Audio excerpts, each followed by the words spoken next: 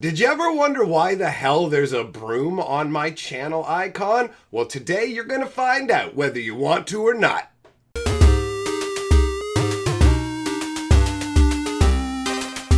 Greetings, owners of fine luxury cardboard rectangles, and more importantly, greetings, my friends. We are here to celebrate 3,000 subscribers on the channel. Can you believe it? I know my haters can't. The last few days especially, people have been coming by getting really angry in my comments about how successful the channel is.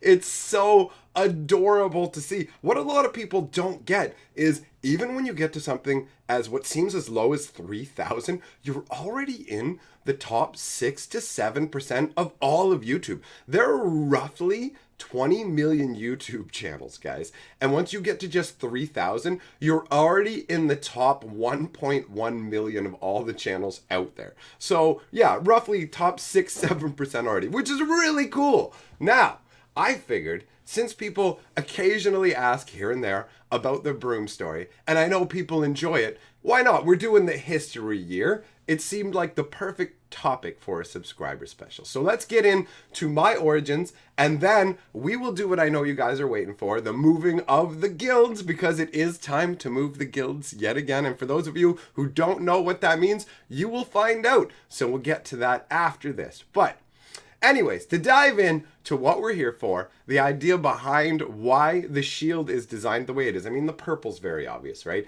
And a shield is just a crest. That part is obvious. It's the broom that always has people scratching their heads. Why do you have a broom? So let's travel all the way back. Get back in the time tunnel, get in the time machine, and come get on your time skateboard and skate with Tony Hawk down the time tunnel back to his past.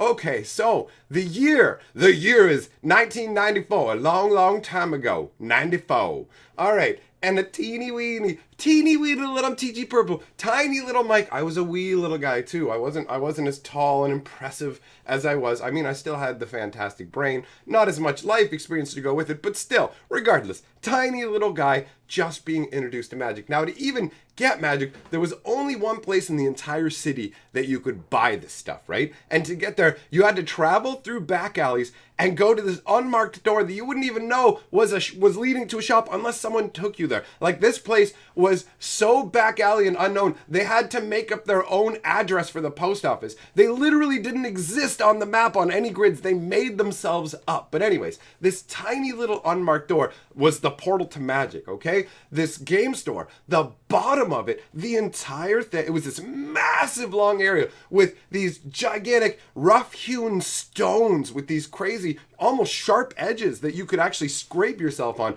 But it was like being inside a castle, and the entire bottom of the store was just full of these long rows of tables with everybody playing all kinds of games or painting miniatures, but a lot of Magic players. So I was introduced to the game before I was even taken to the store. I was introduced to the game by my friends, and I was making fun of them while they were playing it. I thought the game was stupid at first when I was looking at it. I'm like, this is dumb. And they were playing like one of them was playing like green, red. And I'm like, you're not even playing with all the colors. You're a cheater. You suck. And I just kept ragging on the game. And I'm looking through the cards, and then I stumbled on Personal Incarnation.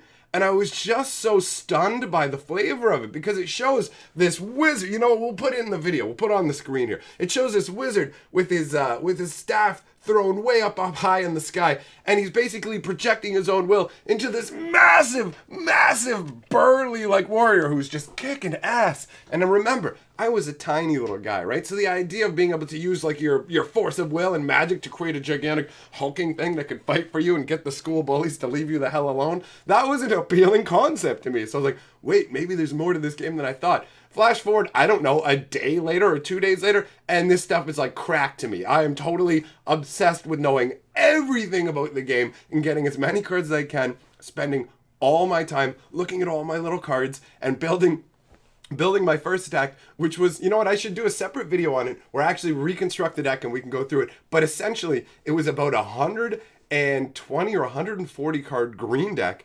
completely 1,000% tournament illegal, like to an insane degree. It's amazing. Literally, it does deserve a video on its own. This deck was like, forget only 4 ofs, first of all. I had at least 16 Crawworms in that deck because I loved Crawworm. Big fat 6'4" creature come crashing through the woods at you. Oh yeah! It's like the game, it was just so flavorful and so much fun and so unlike anything I had seen. I would sit there and play, like, you could play Magic against yourself basically, where you tried to kill yourself with like 20 damage and you had a certain clock, and there were these variants. Like, I played Magic constantly with my friends, constantly by myself, and they had a tournament once a week at this store, right? You're still wondering, where are we getting to the broom? We'll get there. We'll get there. All right, I'm an old man and I'm reminiscing. Give me time. Don't hassle me. How do I hear you hassling me? I can fucking hear it, okay? Just let me do this. Okay, let me do this. All right. So, anyways, the store has a tournament every week. And here's how it works. It's $3 to get in, and it's double elimination. There's usually anywhere between 48 to like 60 some odd people playing in. You lose 2 games, you're out. There was no sideboards. There was no 2 out of 3 matches. None of that existed. It was straight up, throw you in the deep end. You better survive or get the hell out. Now, like I said, it was $3.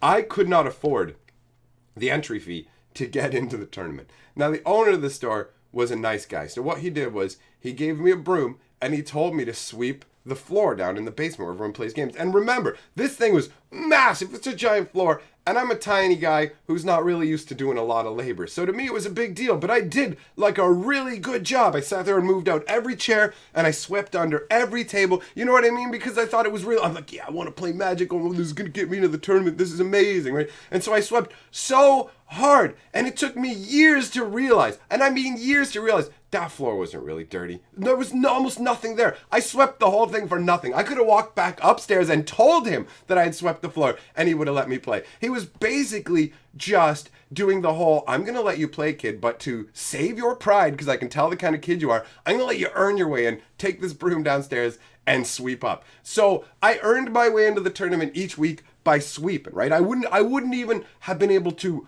play in the tournaments. Now, the first 2 tournaments, I scrubbed out. Like, I mean, I got crushed by the best and the worst player there. Those were my 2 matches, and they both kicked my teeth in. Of course, after somebody explained to me how illegal my deck was, and I trimmed it down. So I came back the next week, and I got annihilated again.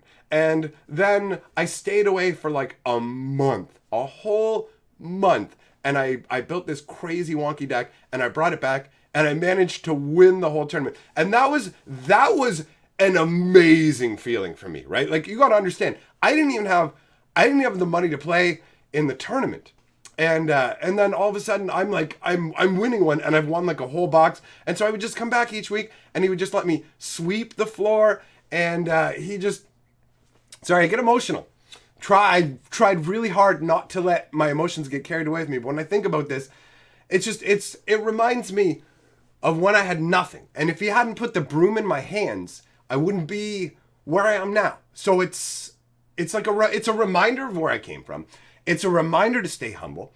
And it's a reminder for me to put the broom in other people's hands. Because all it takes to change somebody's life is to say, fuck the $3, here's a broom, sweep the floor that doesn't need to be swept. Like, that's nothing. In the grand scheme of the universe, that's nothing.